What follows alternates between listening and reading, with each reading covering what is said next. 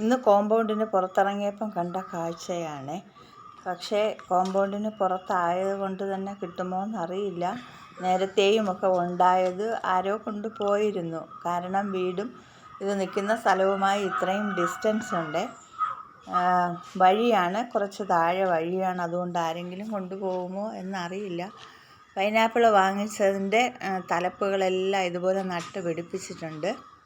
ഇവിടെ നടുന്നതെല്ലാം ആരെങ്കിലും കൊണ്ടുപോകുന്നത് കൊണ്ട് മുറ്റത്ത് ഞാൻ വെച്ചിട്ടുണ്ട്.